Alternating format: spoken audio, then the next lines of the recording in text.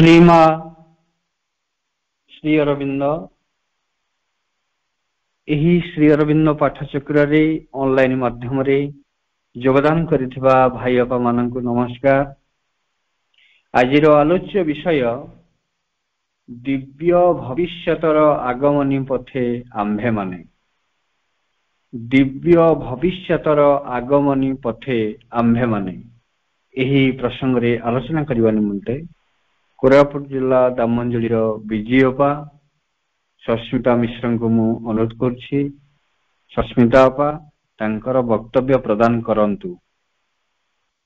करुणामयी माँ परम प्रभु श्री अरविंद पाद पद्म रे मोर प्रणाम जनाऊछि एवं एही श्री अरविंद पाठचक्र रे ऑनलाइन माध्यम रे योगदान करिथिबा अंशग्रहण करथिबा समस्त दिव्य अभिप्सु अपा भाई मानन को प्रणाम जनाऊछि।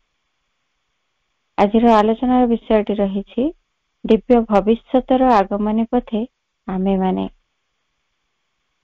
एई वर्षटी सरिबाकु जाउछि।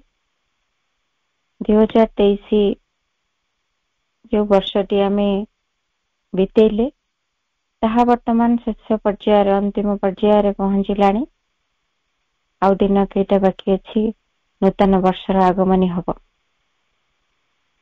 पुणी आम साधना पथरे वर्षटी अतिक्रांत हो जाइछि।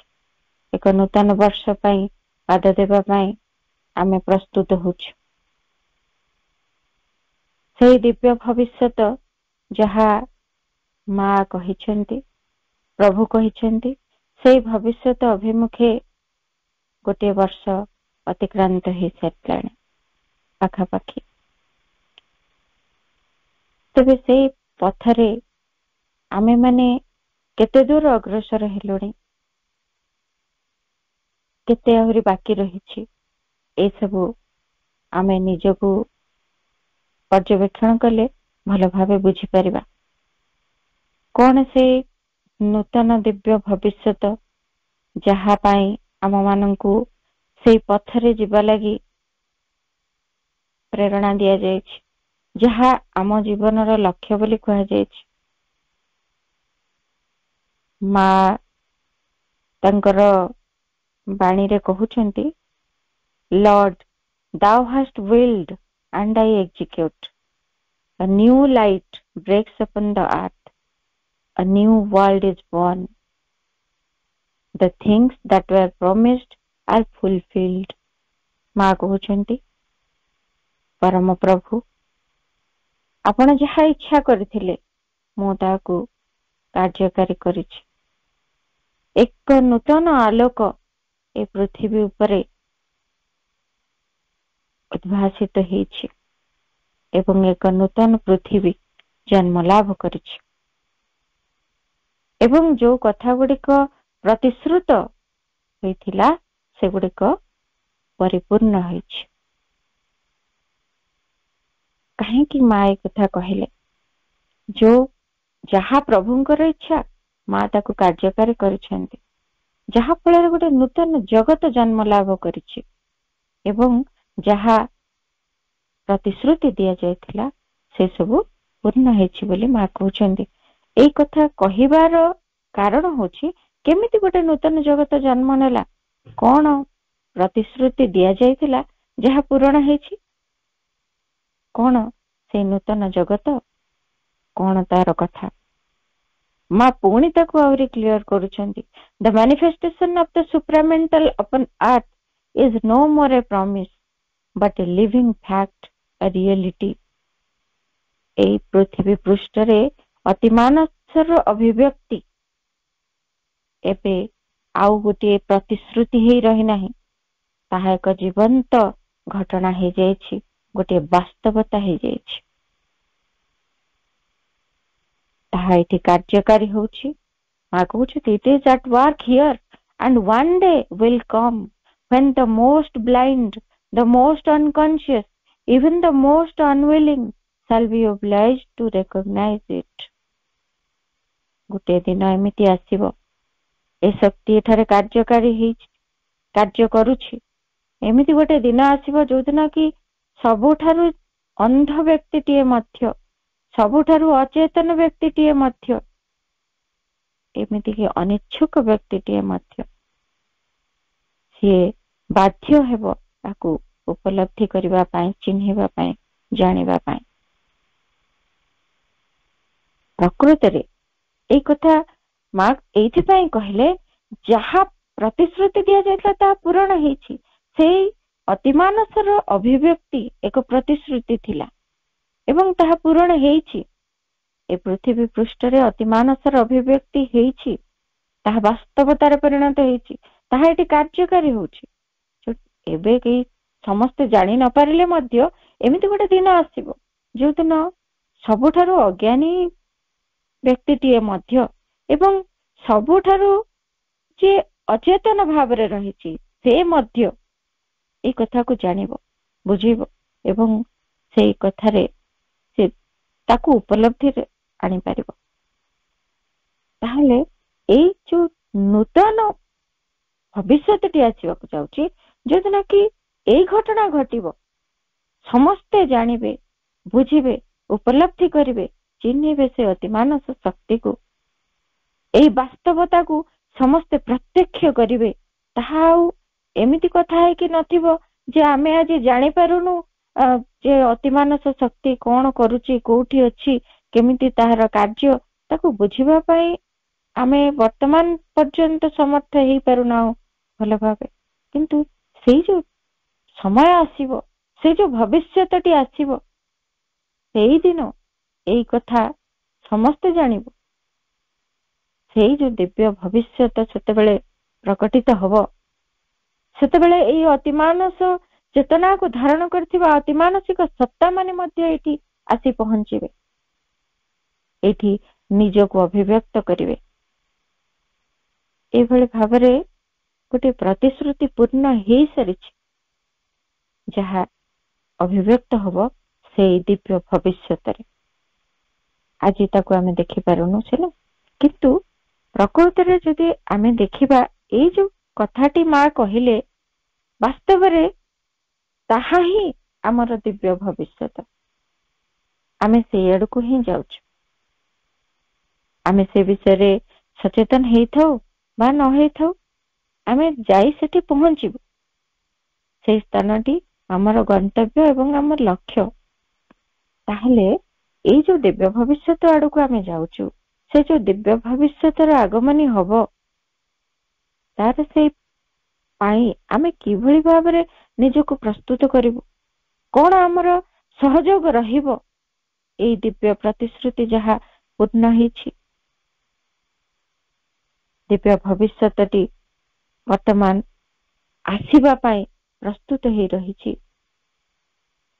ତାର ଦ୍ୱାର ଦେଶରେ ପହଞ୍ଚିବା ପାଇଁ ଆମେ ନିଜକୁ କିଭଳି ଭାବରେ ପ୍ରସ୍ତୁତ କରିବୁ, କଣ ସହଯୋଗ କରିବୁ ସେ କାର୍ଯ୍ୟରେ, କିଭଳି ଚେତନାରେ ଆମେ ରହିବୁ, ଯାହା ଫଳରେ ଏଇ ମହାନ ଭବିଷ୍ୟତଟି ଭିତରେ ଆମେ ନିଜକୁ ପ୍ରତିଷ୍ଠିତ କରିପାରିବୁ। କଣ ଏଇ ସାଧାରଣ ଭାବରେ ଯଦି ଜୀବନ ବଞ୍ଚୁଥିବୁ, ତାହାରି ଭିତରେ କଣ ସେଇ ଦିବ୍ୟ ଭବିଷ୍ୟତଟିରେ ଆମେ ପାଦ ଦେଇପାରିବୁ କି?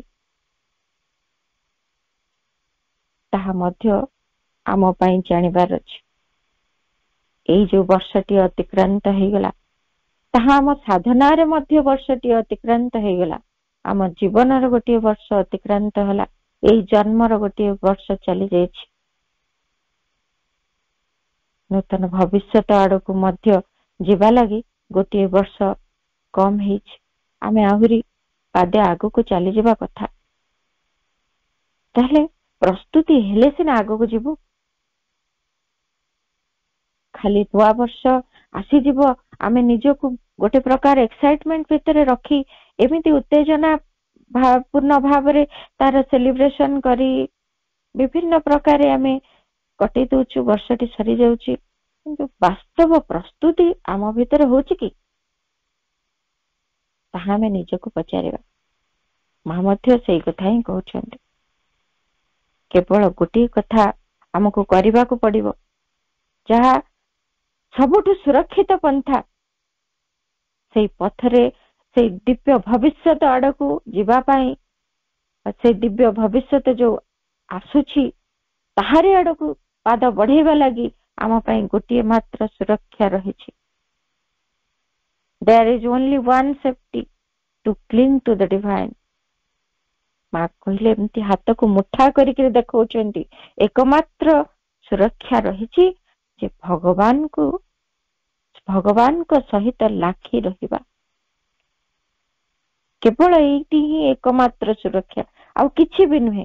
ଆମେ ଯେତେ ପ୍ରକାର ଯାହା ଚେଷ୍ଟା କଲେ ମଧ୍ୟ, ବିଭିନ୍ନ ଉପାୟରେ ଆମେ ନିଜକୁ ସୁରକ୍ଷିତ ମଣୁଥିଲେ ମଧ୍ୟ ତାହା ଯଥାର୍ଥ ନୁହେଁ ସେଇ ପଥରେ ଚାଲିବା ପାଇଁ। ପ୍ରସ୍ତୁତିର ପ୍ରଥମ କଥା, ଭଗବାନଙ୍କୁ ସହିତ ଜଡ଼ିତ ହେଇ ରହିବା, ଭଗବାନଙ୍କୁ ଜାବୁଡି ଧରିବା। ଆହୁରି ମଧ୍ୟ ମା ସତର୍କ କରୁଛନ୍ତି, not clinging to what one thinks to be the divine, not even to that which one feels to be the divine. ଜଣେ ଯାହାକୁ ଭାବୁଛି ଯେ ଇଏ ଡିଭାଇନ, ଯୋଉ କଥାଟିକୁ, ବା ଜଣେ ଅନୁଭବ କରୁଛି ଯୋଉ କଥାଟିକୁ, ସେଇଟିକୁ ଯେ ସେ ଭଗବାନ ବୋଲି ଜାବୁଡି ଧରିଥିବ, ତାହା ମଧ୍ୟ ପରଫେକ୍ଟ ନୁହେଁ। ପରଫେକ୍ଟ କେତେବେଳେ ହବ? ଯୋଉ ଆମର ସୁରକ୍ଷାର ନିଶ୍ଚିତତା କେତେବେଳେ ପାଇବା? ଯେତେବେଳେ ଭଗବାନକୁ ଜାବୁଡି ଧରିବାର କଥା କୁହାଯାଉଛି, କେମିତି ଧରିବା? ମା କହୁଛନ୍ତି an aspiration, as sincere an aspiration as possible. ଏକ ନିଷ୍ଠାପୂର୍ଣ୍ଣ ଆସ୍ପୃହା। କାରଣ ଆମେ ଆମ ଧାରଣାରେ ଭଗବାନ ବୋଲି ଅନେକ ପନ୍ଥାକୁ ଧରୁଛୁ। କେତେ ପ୍ରକାରେ ଆମେ ଭଗବାନଙ୍କୁ ଧରିବାର ମାର୍ଗ ବାଛି ନେଇଛୁ। ଉପବାସ କରିବା, ବିଭିନ୍ନ ପ୍ରକାର ଶୈଳୀରେ ପୂଜା ଅର୍ଚ୍ଚନା କରିବା, ବିଭିନ୍ନ କଥା ଗୁଡିକୁ, ବିଭିନ୍ନ ଧାର୍ମିକ ଅନୁଷ୍ଠାନ ଗୁଡିକୁ ଭଗବାନଙ୍କର କ୍ରିୟା କାର୍ଯ୍ୟ, ତାଙ୍କ ନିକଟକୁ ଯିବାର, ତାଙ୍କୁ ଜାବୁଡି ଧରିବାର ଉପାୟ ବୋଲି ଆମେ ଧରି ନେଇଛୁ। ଏମିତି ପ୍ରକାର ଆମେ ଅନେକ ଡାଇଭର୍ସନ ଭିତରେ ପ୍ରବେଶ କରୁଛୁ। ବିଭିନ୍ନ ପ୍ରକାର ନିଜକୁ ଅଲଗା କରି ନେଉଛୁ। ମୂଳ ଯୋଉ ଭଗବାନଙ୍କ ଠାରେ ରହିବାର ପ୍ରକ୍ରିୟାଟି ଏଠି ବନ୍ଦ ହେଇଯାଉଛି। ଭଗବାନଙ୍କୁ ଜାବୁଡି ଧରିବାର କ୍ରିୟାଟି ଏଠି ହେଇପାରୁନାହିଁ। ତେଣୁ ଏକ ନିଷ୍ଠାପର ଆସ୍ପୃହା ଯେ ଭଗବାନଙ୍କ ପାଖରେ ମୁଁ ରହିବି, ଭଗବାନଙ୍କୁ କେବଳ ଜାବୁଡି ଧରିବି, ଏଇ ଯୋଉ ନିଷ୍ଠାପର ଆସ୍ପୃହାରେ ଲାଗି ରହିବା ଏବଂ କେବଳ ଭଗବାନଙ୍କ ଠାରେ ହିଁ ଆମେ ନିଜକୁ ନିୟୋଜିତ କରି ରଖିବା। ଅନ୍ୟ କୌଣସି ପ୍ରକାର ନୁହେଁ। ଯାହା ଆମେ ଭାବୁଛୁ, ଯେମିତି ଭାବୁଛୁ, ଆମେ କହିବା ଆମେ ତ ଭଗବାନଙ୍କୁ ଏମିତି ହିଁ ଜାଣୁ, ଏମିତି ଭାବରେ ହିଁ ତାଙ୍କ ସହିତ ଯୁକ୍ତ ହେଇକି ରହିବୁ, ବା ଏଇ ଉପାୟ ମାଧ୍ୟମରେ ଭଗବାନଙ୍କ ସହିତ ଜଡିତ ହେଇକି ରହିବୁ। ଆମେ ଯାହା ବି ଉପାୟ କରୁନା କାହିଁକି, ମନ ଭିତରେ ଯାହା ବି ଭାବୁନା କାହିଁକି, ଯୋଉ ପ୍ରକାର ପରିକଳ୍ପନା ଆମର ଆସୁନା କାହିଁକି, କେବଳ ଗୋଟିଏ ଦୃଢ ଆସ୍ପୃହା ଅନ୍ତର ଭିତରେ ଧରି ରଖିବାକୁ ହବ ଯେ ମୁଁ ସେଇ ଦିବ୍ୟ ପରମ ସତ୍ତାଙ୍କ ନିକଟରେ ହିଁ ଚିରକାଳ ଲାଖି ରହିବି। ଆଉ କୌଣସି କିଛିରେ ନୁହେଁ। ମୋର ନିଜସ୍ୱ କୌଣସି ଚିନ୍ତା ଭାବନା ପରିକଳ୍ପନାରେ ନୁହେଁ, ନିଜସ୍ୱ କୌଣସି ଇଚ୍ଛା ଅଭିରୁଚିରେ ନୁହେଁ, ନିଜସ୍ୱ କୌଣସି ପସନ୍ଦ ନା ପସନ୍ଦରେ ନୁହେଁ, ନିଜସ୍ୱ କୌଣସି ପ୍ରକାରର ନିଜର ସୁବିଧା ଅସୁବିଧାରେ ବି ନୁହେଁ। କେବଳ ଭଗବାନ ଅର୍ଥାତ୍ ଭଗବାନ। ଆଉ କୌଣସି କଥାରେ ମୁଁ ହଜିଯିବିନି, ଭଗବାନଙ୍କ ଠାରେ ଲାଖି ରହିବି। ପ୍ରତ୍ୟେକ ସମୟରେ ଏଇ ଯୋଉ ଆରମ୍ଭ କ୍ରିୟାଟି ଆମେ ଭୁଲି ଯିବାନି ଯେ ଭଗବାନଙ୍କ ସହିତ ଆମକୁ ଜଡିତ ହେଇ ରହିବାର ଅଛି। ତାପରେ ପଥରେ ଆମେ ଯିବା ଆରମ୍ଭ କରିବା। ଯେତେବେଳେ ଯାଉଛୁ ସେଇ ପଥରେ ଦିବ୍ୟ ଭବିଷ୍ୟତ ଆଡକୁ, ସତରେ କଣ ଏମିତି ଗୋଟେ ଭବିଷ୍ୟତ ଆମ ପାଇଁ ଆସିବ? ସତରେ କଣ ଏମିତି ଗୋଟିଏ ଜ୍ୟୋତିର୍ମୟ ଦିବ୍ୟତା ସେ ଭବିଷ୍ୟତରେ ରହିଛି? କାହିଁ ସାମ୍ନାରେ ତ ଘଟଣା କିଛି ସେମିତି ଘଟିଲା ପରି ଦିଶୁନି, ସବୁ ଅନ୍ଧକାରମୟ ଲାଗୁଛି। ଯଦିଓ ଆମେ ଭାବୁଥିଲେ 2000 ମସିହା ଆସିଗଲା, ତାପରେ ଦେଖୁ ଦେଖୁ ଏଠି ଅତିକ୍ରମ କରିଗଲାଣି ଆହୁରି 23 ବର୍ଷ। କିନ୍ତୁ ତା ଭିତରେ କାହିଁ ବିଶାଳ ପରିବର୍ତ୍ତନ ତ ସେମିତି କିଛି ଆମକୁ ଦେଖାଗଲା ଭଳି ଲାଗୁନି ବାହ୍ୟ ଭାବରେ। এই ପ୍ରକାର ଗୋଟେ ଅନିଶ୍ଚିତତା ଆମ ଚେତନା ଭିତରେ ଦେଖାଦିଏ।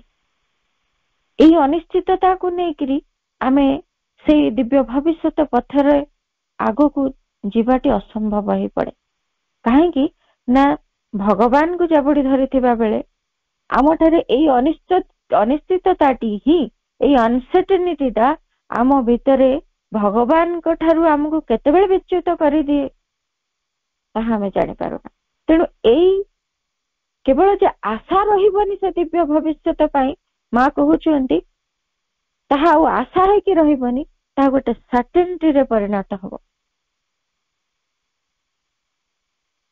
ମା କହୁଛନ୍ତି it has become no longer a hope but a ସର୍ଟେନିଟି।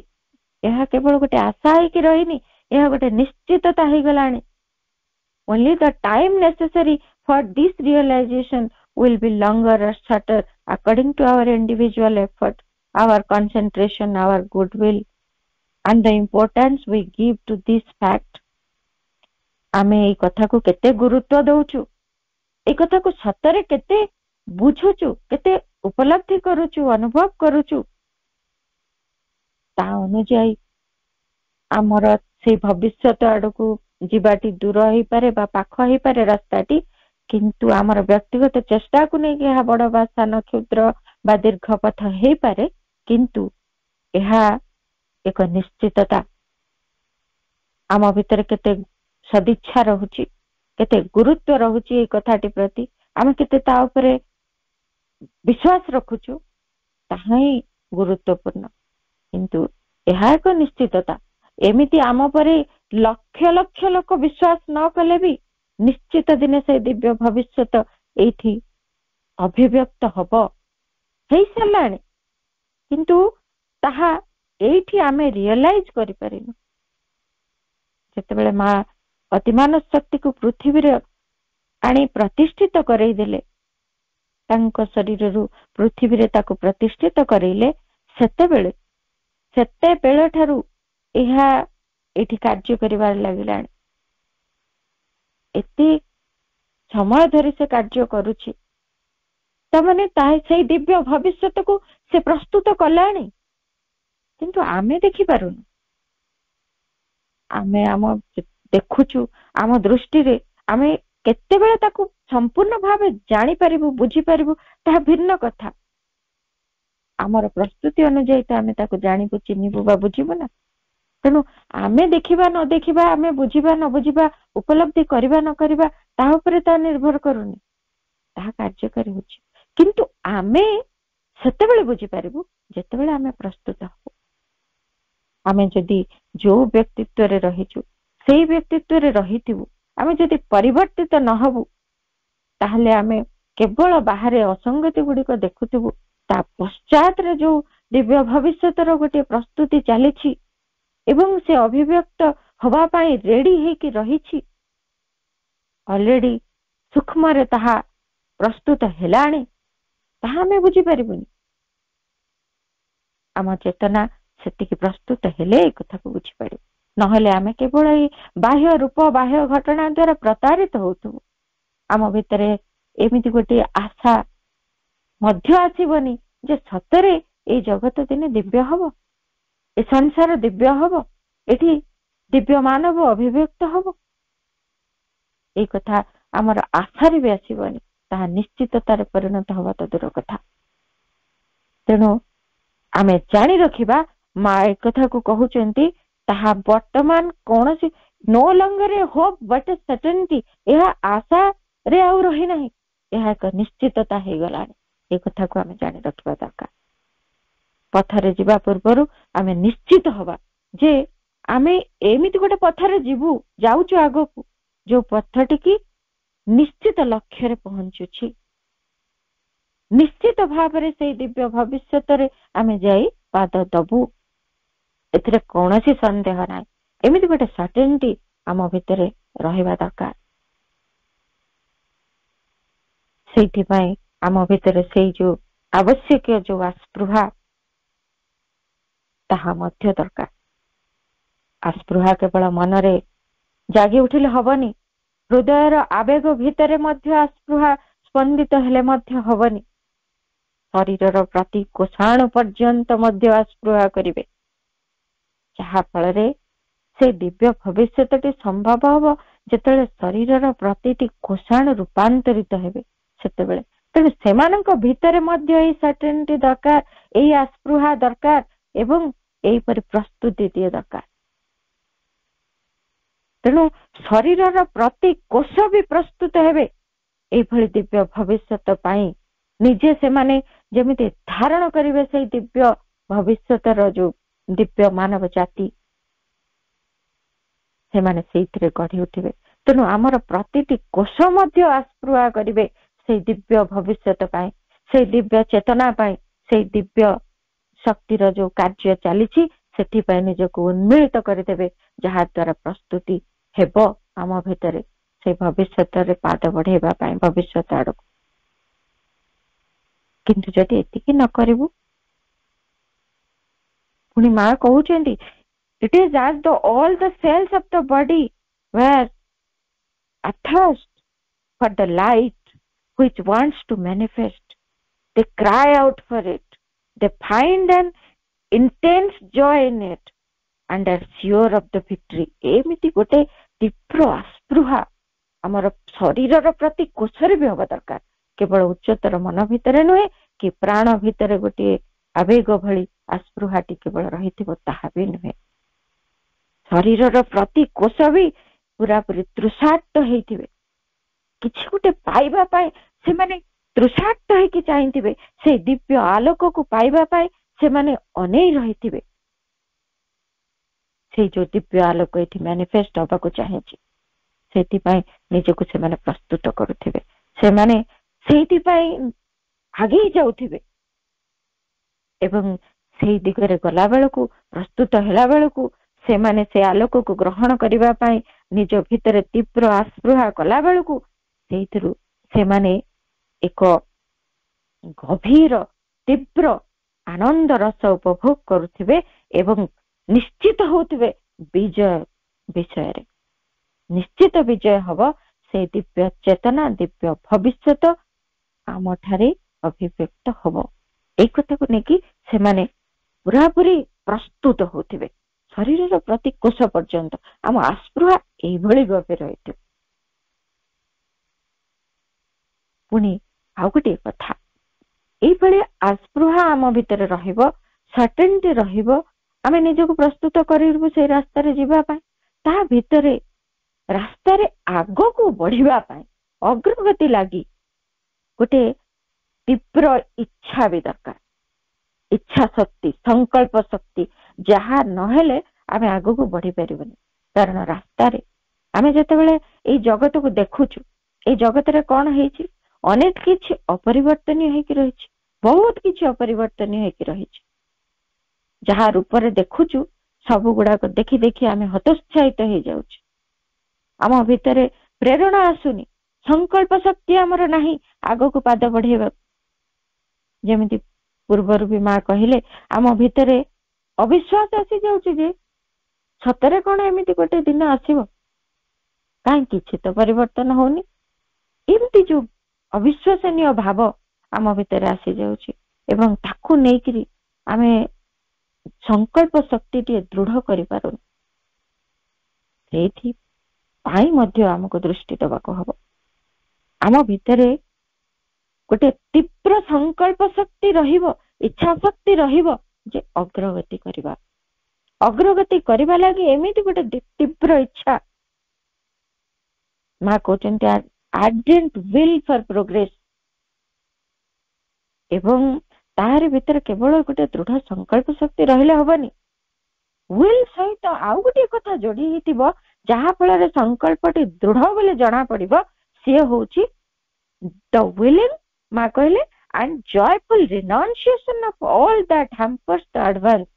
ଅଗ୍ରଗତିକୁ ଯୋଉ ଗୁଡିକ ବାଧା ଦଉଛନ୍ତି ତାକୁ ଜୟଫୁଲ ରିନାଉନ୍ସିଏସନ, ତାକୁ ଆନନ୍ଦର ସହିତ ପ୍ରତ୍ୟାଖ୍ୟାନ କରିବା, ତ୍ୟାଗ କରିବା, ସେଇଗୁଡିକ ତା ସହିତ ମିଶିଥିବ। ଏମିତି ଗୋଟେ ଦୃଢ ସଂକଳ୍ପ ଶକ୍ତି ଯିଏକି ତା ସହିତ ତା ବାଟରେ ଯେତେକ ପ୍ରତିବନ୍ଧକ ତାକୁ ଏଡି ଦେଇ ଚାଲିବା ପାଇଁ ପ୍ରସ୍ତୁତ ଥିବ, ସେଗୁଡିକୁ ନିଜ ପଥରୁ ହଟେଇ ଦେବା ପାଇଁ ଆନନ୍ଦର ସହିତ ଇଚ୍ଛା କରୁଥିବ, ଦୃଢ ସଂକଳ୍ପବଦ୍ଧ ହେଇଥିବ।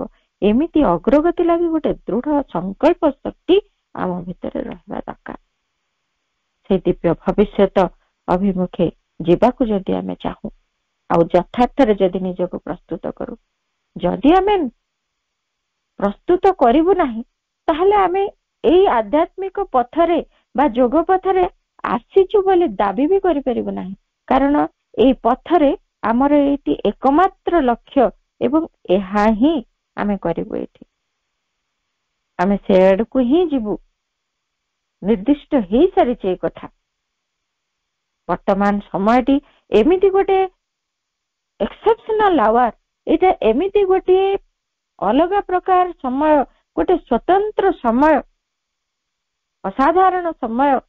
ये मुहूर्तटी जो समय आमे एटी सोई रहिबानी, भूली जीवानी, जीवन को एमिति सहज भाव रे नहीं जीवानी जे आमे केवल बाह्य भाव रे निज जीवन टी को उपभोग करी करी दिन पर दिन काटी देकी ए संसार रो विदाय नहीं जीवा।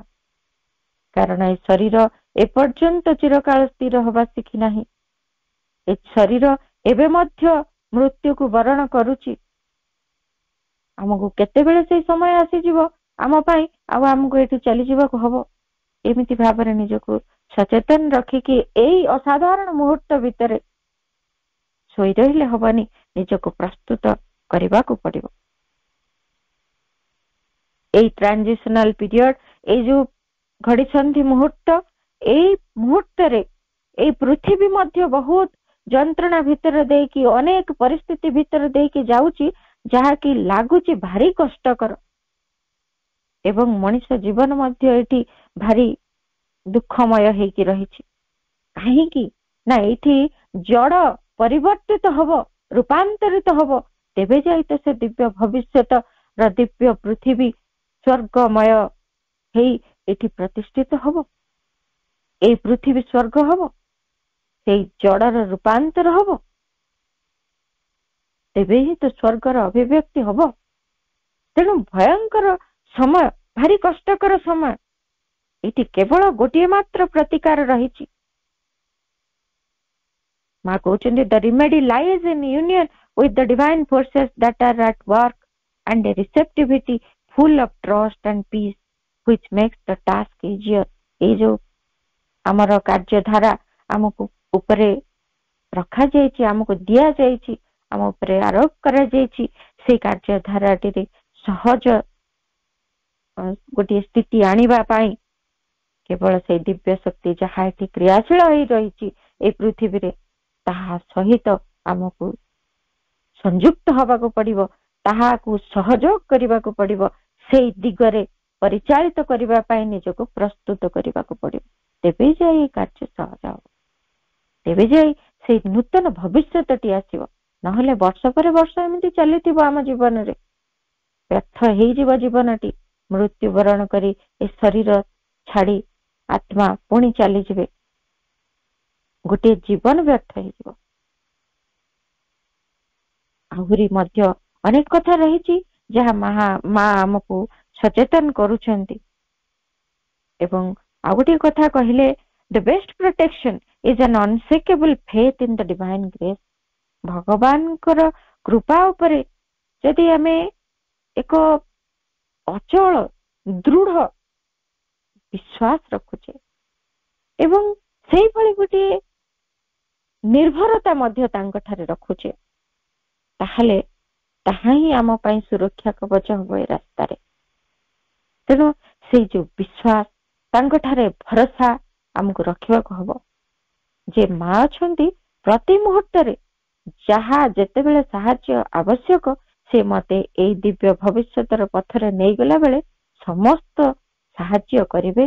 तांकरी कृपा ही मते समस्त बाधा विपत्ति रक्षा करिवो एवं मते से दिव्य भविष्यतर राज्य रे नै पहुंचेबो, से चेतना रे नै मते स्थापित करिवो। से विश्वास भरोसा रखी आगे बाकू पड़िबो। भविष्यतर जो अतिमानव आसीबो ताहा पाई सेई दिव्य भविष्यतरे सेई अतिमानव ही सेई महत्तर सत्ता, दिव्य सत्ता,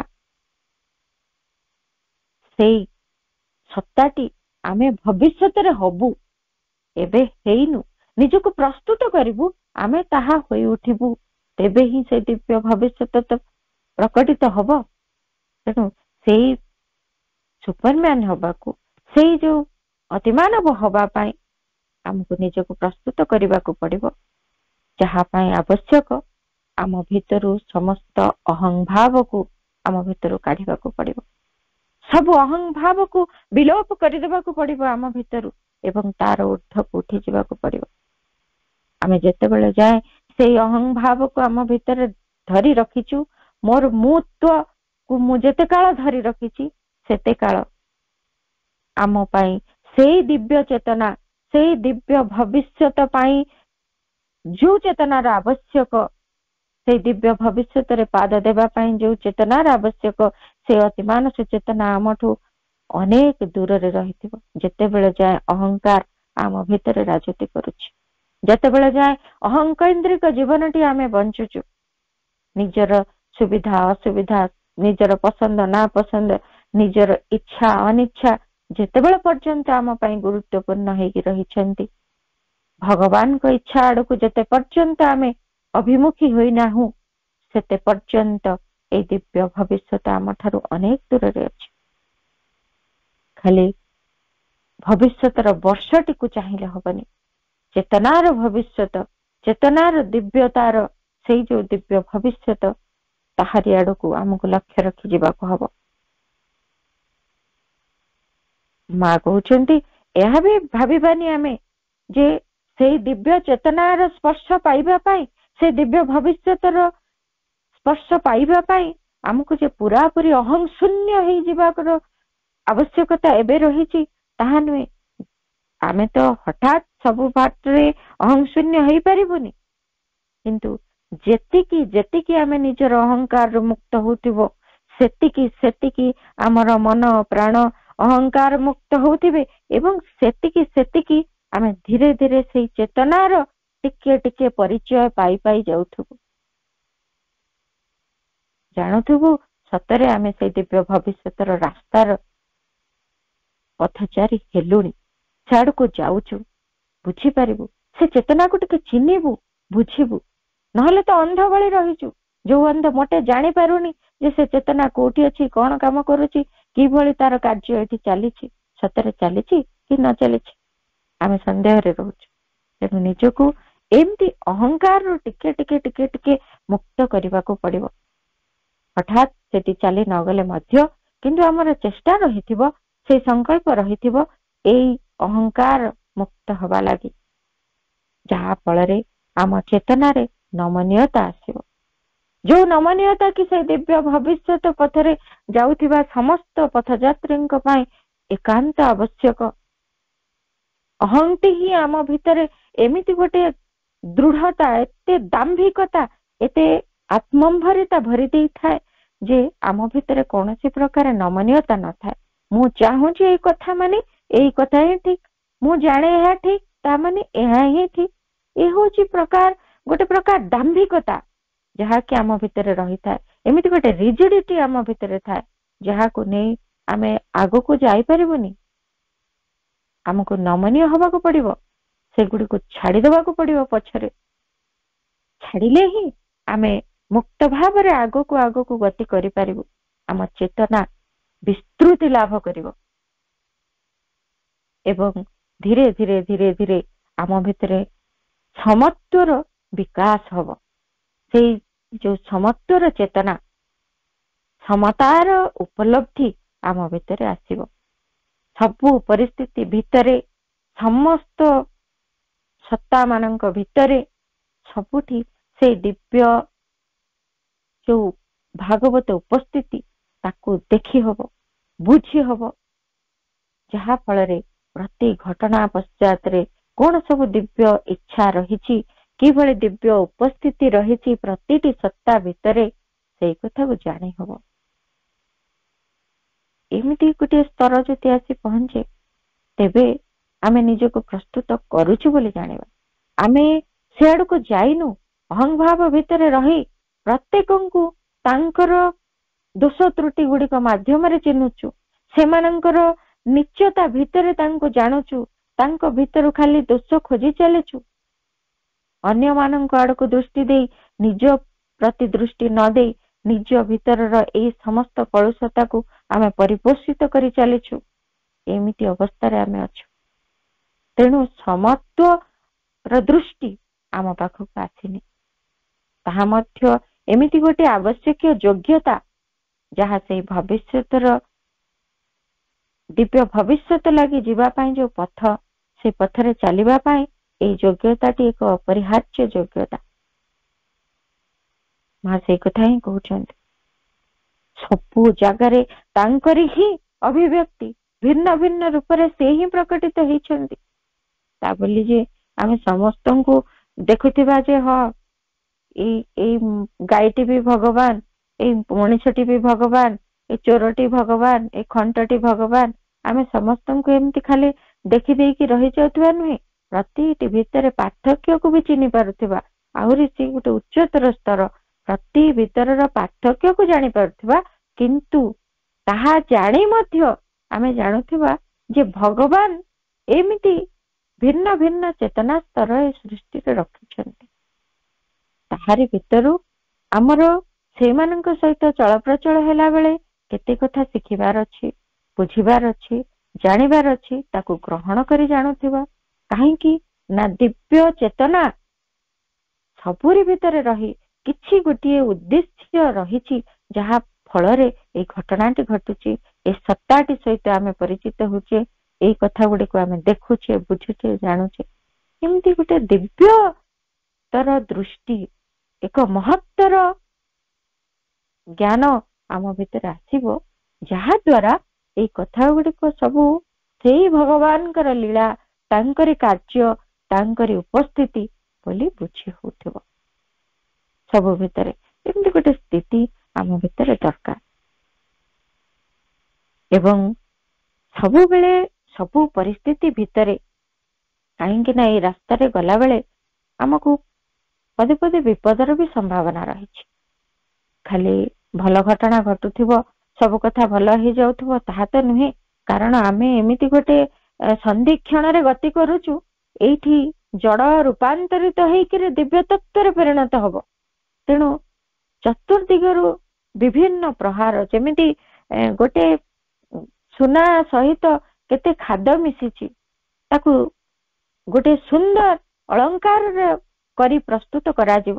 ତେଣୁ ତାକୁ ନିଆଁରେ ପୋଡାଯିବ, ତାକୁ ତା ଭିତରର ଖାଦଟି ପୋଡିବା ପର୍ଯ୍ୟନ୍ତ ସେ ସେଠି ନିଆଁରେ ତପ୍ତ ହବାକୁ ପଡିବ, ସେଇ ଜ୍ୱାଳାକୁ ସହିବାକୁ ପଡିବ ତାକୁ। ଏବଂ ତାରି ଭିତରେ ତାର ନିଜର ରିଜିଡିଟିକୁ ହରେଇକି ତାକୁ ନମନୀୟ ହେଇଯିବାକୁ ପଡିବ, ତରଳି ଯିବାକୁ ପଡିବ। ତରଳି ଯାଇ ତାପରେ ତାକୁ ସୁନ୍ଦର ରୂପ ଦେଲା ବେଳେ ଯୋଉ ପ୍ରହାର କରାଯିବ ତା ଉପରେ ରୂପଟି ଦବା ପାଇଁ, ତାକୁ ବି ତାକୁ ସହ୍ୟ କରିବାକୁ ପଡିବ। ତେଣୁ ଏମିତି ପରିସ୍ଥିତି ଭିତରେ ଦେଇକି ଗଲା ବେଳକୁ ସହନଶୀଳତାର ଆବଶ୍ୟକତା ରହିଛି। ଏଇ ଆମ ଭିତରର ସବୁ କିଛି ରୂପାନ୍ତରିତ ହବ, କାରଣ ସେ ଦିବ୍ୟ ଭବିଷ୍ୟତ ଏମିତି ଗୋଟିଏ ଭବିଷ୍ୟତ ଯୋଉଠି ପାଦ ଦେବା ପାଇଁ ଆମକୁ ଅନେକ କିଛି ଶୁଦ୍ଧ ହେଇକିରି ଯିବାକୁ ପଡିବ। ସେଇ ଭବିଷ୍ୟତ ଆଡକୁ ଯିବା ପାଇଁ ଆମକୁ ପ୍ରସ୍ତୁତ ହବାକୁ ବାଧ୍ୟ, କାରଣ ସେ ଭବିଷ୍ୟତ ଆସି ସାରିଛି, ଖାଲି ଆମ ଦୃଷ୍ଟିରେ ତାହା ଦୃଶ୍ୟମାନ ହଉନାହିଁ। ଆମେ ପ୍ରସ୍ତୁତ ନହେଲେ ଆମେ ଏମିତି ମାଡ ଖାଉଥିବୁ, କାରଣ ଯେତେ ପର୍ଯ୍ୟନ୍ତ ପ୍ରସ୍ତୁତି ନ ହେଇଛି ସେତେ ପର୍ଯ୍ୟନ୍ତ ଆମକୁ ଶୁଦ୍ଧ କରିବା ଲାଗି ସମସ୍ତ ପରିସ୍ଥିତି ଏଇଠି ଆମକୁ ବାଧ୍ୟ କରିବେ। ସେଇଥିପାଇଁ ମା କହୁଛନ୍ତି, ପ୍ରଭୁ ବି କହୁଛନ୍ତି, ସଚେତନ ହେଇଯିବାକୁ ପଡିବ ଯେ ଆମକୁ ସେଇ ଦିବ୍ୟ ଭବିଷ୍ୟତ ଆଡକୁ ଯିବାକୁ ପଡୁଛି।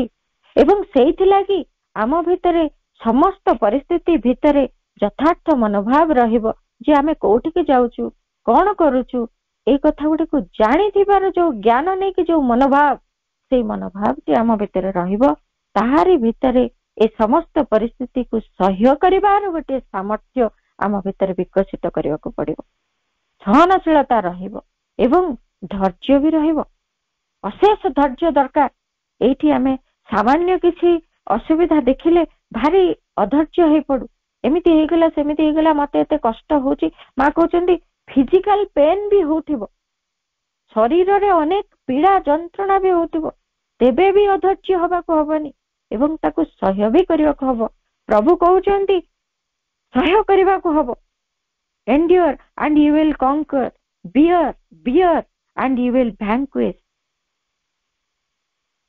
Victory comes to the most enduring. ବିଜୟ ସେଇମାନଙ୍କ ପାଇଁ ଆସିବ ଯୋଉମାନେ ଅଧିକ ସହ୍ୟ କରିପାରନ୍ତି। ଏଇ ପରିସ୍ଥିତି ଭିତରେ ସହ୍ୟ କରିବାକୁ ହିଁ ହବ, ଆଉ କିଛି ପଥ ହିଁ ନାହିଁ। ଆମର ରାସ୍ତାଟି ଗୋଟିଏ, ଯାଇଛି କେବଳ ସେଇ ଦିବ୍ୟ ଭବିଷ୍ୟତ ଆଡକୁ। ଆମେ ଗଲେ ସେଇ ବାଟରେ ହିଁ ଯିବାକୁ ବାଧ୍ୟ, କିନ୍ତୁ ପ୍ରସ୍ତୁତି ଆବଶ୍ୟକ। ଏ ପ୍ରସ୍ତୁତି ନ ହେଇ ଆମେ ଯାଉଛୁ, ତେଣୁ ଯନ୍ତ୍ରଣା ବହୁତ ପାଉଛୁ। ଦିବ୍ୟ ଭବିଷ୍ୟତଟି ଆମ ପାଇଁ ଅନିଶ୍ଚିତତା ଭିତରେ ରହିଥିଲା ପରି ମନେ ହେଉଛି। ତେଣୁ ସହନଶୀଳତା, ଧୈର୍ଯ୍ୟ ଏବଂ ଯଥାର୍ଥ ମନୋଭାବଟି ତା ଭିତରେ ଆମର ରହିବ। ଆଉ ଆମ ଭିତରେ ପେସିମିଜମ କିଛି ରହିବନି। ମା ବି ସେଇଟା କହୁଛନ୍ତି। ପେସିମିଜମ ଅର୍ଥାତ୍ କଣ? ଆମ ଭିତରେ ଏମିତି କିଛି ନୈରାଶ୍ୟଜନକ ଯୋଉ ଭାବ, ଯୋଉ ପ୍ରକାର ଚିନ୍ତାଧାରା, ଏମିତି କିଛି ରହିବନି ଯୋଉଗୁଡିକୁ ନେଇକରି ଆମେ ଆମ ଭିତରେ କୌଣସି ପ୍ରକାର ବିରୋଧୀ ଶକ୍ତିର କାର୍ଯ୍ୟ ସମ୍ଭବ ହେଇପାରିବ। କାରଣ ଏଇଟା ତାର ଅସ୍ତ୍ର, ଏହାକୁ ବ୍ୟବହାର କରିକି ସେ ଆମ ଦ୍ଵାରା କାର୍ଯ୍ୟ କରେ। ନୈରାଶ୍ୟ ଭିତରେ ଦେଇକି ଆମେ କଦାପି ଗତି କରିବା ନାହିଁ। ତା ଭିତରେ କୌଣସି କଥା ଆମକୁ ନିରୁତ୍ସାହିତ ଯେମିତି ନ କରେ, ସେଥିପାଇଁ ସଚେତନ ରହିବା। ପୁଣି ଆହୁରି ଗୋଟିଏ କଥା କହୁଛନ୍ତି, ଏଇ ପଥରେ ଗଲାବେଳେ ଅନେକ କିଛି ନୈତିକ ଧାରା ନିୟମ ଗୁଡିକ ରହିଛି, କିଛି ଗୁଡିଏ ଆଚରଣ ବିଧି ରହିଛି। ସେଗୁଡାକରେ ଆମେ ଲାଖି ଯିବାନି, ତାକୁ ଅତିକ୍ରମ କରିକିରି ତାହାର ଆଗରେ ଯୋଉ ପରମ ସତ୍ୟ ଆଡକୁ ଯିବା ଲାଗି ଆଉ ଗୋଟିଏ ନୂତନ ସତ୍ୟ ଅପେକ୍ଷା କରିଛି, ତାହାରି ଆଡକୁ ନିଜକୁ ଟିକେ ଉନ୍ମିଳିତ କରି ରଖିବା, ଉନ୍ମୁକ୍ତ କରି ରଖିବା, ଯାହା ଦ୍ୱାରା ଗୋଟେ ଜାଗାରେ ଅଟକି ଯାଇ ଆଉ ଅଗ୍ରଗତି ନହବାର ସମ୍ଭାବନାଟିକୁ ଏଡି ଦେଇ ପାରିବା। ଆମେ କିଛି ନୀତି ନିୟମକୁ ଧରି ରଖୁ ଯେ ଏଇ କଥା, ଇଭେନ ପାଠ ଚକ୍ରଟି ଆମେ ଆଟେଣ୍ଡ କରିବୁ, ଏ ମେଡିଟେସନ କରିବୁ, ଏତିକି କରିବୁ, ଏତିକି କଲେ ଆମେ ଭବିଷ୍ୟତରେ ଅତିମାନବ ହେଇଯିବ। ଏଇ ଯୋଉ କିଛିଟି ନୀତି ନିୟମକୁ ଧରି ରଖିବାଟି ନୁହେଁ, ସେଇ ପରମ ସତ୍ୟକୁ ଅନୁଭବ କରିବା ଲାଗି ଚେଷ୍ଟା କରିବା ଦରକାର। ସେଇ ପରମ ସତ୍ୟ ଆଡକୁ ଯିବା ଲାଗି ଦରକାର ପଡିଲେ ସେଇ ଅଗ୍ରଗତି ପାଇଁ ମଧ୍ୟ ଏମିତି କିଛି ଯୋଉ ନିତ୍ୟ ନୈମିତିକ ଧାରା, ସେଇ ଯୋଉ କିଛି ମୋରାଲ ପ୍ରିନ୍ସିପଲ୍ସ, ସେଇ ଯୋଉ କିଛି ରୁଲ୍ସ, କିଛି ଶୃଙ୍ଖଳା, ତାକୁ ମଧ୍ୟ ଅତିକ୍ରମ କରି ଯିବାକୁ ପଡିବ।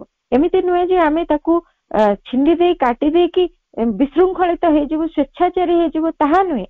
କିନ୍ତୁ ଆବଶ୍ୟକ ସ୍ଥଳେ ଚେତନାର ଅଗ୍ରଗତି ଲାଗି ଯୋଉ ନିୟମଟିକୁ ଏଠି ଛାଡିବାକୁ ପଡୁଛି, ତାକୁ ଛାଡି ଦେଇ ଊର୍ଦ୍ଧ୍ୱତର ନିୟମଟିକୁ ଧରିବାରେ ଆମେ ଯେମିତି ପଶ୍ଚାତପଦ ନ ହଉ, ତାହା ମଧ୍ୟ ଆମକୁ ଦେଖିବାକୁ ପଡିବ। ନହେଲେ ଆମର ଅଗ୍ରଗତି ହବନି, ଆଗକୁ ପାଦ ଯାଇପାରିବୁନି ଦିବ୍ୟ ଭବିଷ୍ୟତର ରାସ୍ତାରେ।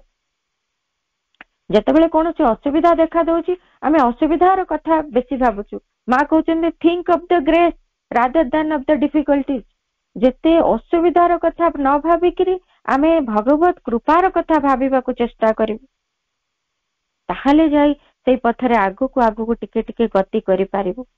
ଏବଂ ଆଉ ଗୋଟିଏ କଥା ମଧ୍ୟ କହୁଛନ୍ତି, ଆମ ଭିତରେ ସ୍ଥିରତା, ପ୍ରଶାନ୍ତି ଏବଂ ସେଇ ଯୋଉ ପରମ ଶାନ୍ତିର ଗୋଟେ ବାତାବରଣ ସଦା ସର୍ବଦା ରଖିବାକୁ ଚେଷ୍ଟା କରିବୁ।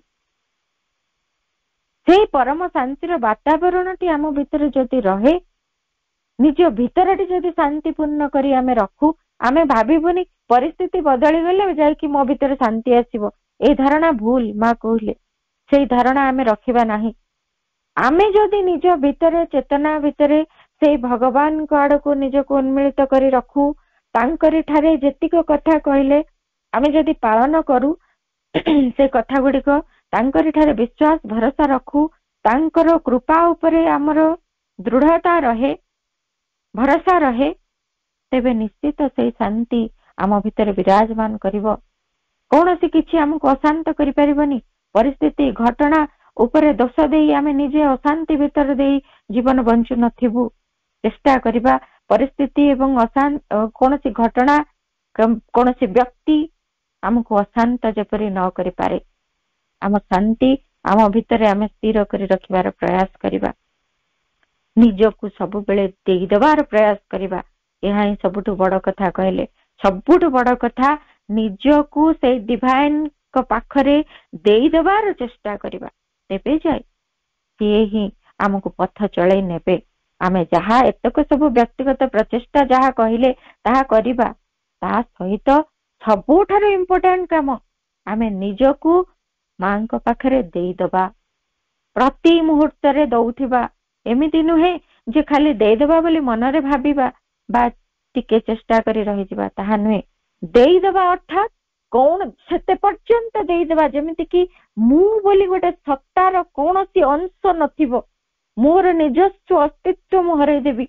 एमिति भावरे देई चलिबी जति सेमिति देई देलु ताहाले निश्चित भावरे आम भितरे से दिव्य पथरे भविष्यत पथरे जीवा लगी प्रस्तुति हे जीवो आ सबुठु बड़ कथा जहा कहले मां जे एई कथाटी सबु बेले कहतु व्हाट दाउ विलिस्ट तुम इच्छा ही पूर्ण हो तुम इच्छा ही पूर्ण हो मोर कौनसी इच्छार कौनसी गुरुत्व ही नहीं मो इच्छा नुहे केवल तुम इच्छा पूर्ण हो तेबे जाई एमिति गोटे समर्पणर जो आनंद जो शांति ताठर उद्भव हब ताहा आम भितर चिरकाल विराजमान करिवो आमको प्रस्तुत कर देथिबो सेई दिव्य भविष्यतर पथरे पादे पादे आगेबा लाग निजको सरल करी रखिबा मध्य आउ एक दृढ़ पदक्षेप ए पथरे जीवा लागे जहा प्रभु श्री अरविंद कहउछन्ती सबु बेले निजको सरल करी रखिबाको पड़िबो अर्थात कौनसी कपटता कौनसी छलना कौनसी द्वैतता निज चेतना भितर रखिबा नहीं केवल सरलता सरलता और सरलता एतिकी जदि रहे ए सरल निष्कपट भाव नहीं प्रतिटी मुहूर्त रे जदि मां को पाखरे निजको देई दउ निजर कौनसी अस्तित्व बोली आ नथिबो मु हारी देइथिबि निजको निजे केवल तांकरी भितर लीन हो जाउथिबि ए भली जदि देई चलिथिबि तेबे सिए ही से दिव्य भविष्यत पथरे आमर हाथ धरी पादे पादे आग को टाणी नौथिबे एवं आमे से दिव्य भविष्यत पाई दिव्य भविष्यतर पथयात्री हेबा पाई योग्य पात्रटी होई उठुथिबा अधिकरु अधिक भावरे तेबे जाय ए नूतन वर्ष जहा आसीबाकू अछि ताहा आम पाई यथार्थरे से दिव्य भविष्यत लागि गोटे पाद आगु को जीवार वर्षटी होई उठिबो तेबे आजिर प्रार्थना मां को निकटरे समस्ते या ही करिबा ए संकल्प नबा जे आगामी वर्षटी जहा आसीबाकू अछि ताहा आम पाई से दिव्य भविष्यत अभिमुखे पादे आगु को जीवार ही वर्ष हो ताहा ही से दिव्य भविष्यत अभिमुखी वर्षटी हो समस्त को धन्यवाद वंदे मातरम वर्तमान गोटे मिनिट मां का नाम जप करबा सहित आज श्री अरविंद पाठचक्र को समाप्त करबा मा मा मा मा मा मा मा मा मा मा मा मा मा मा मा मा मा मा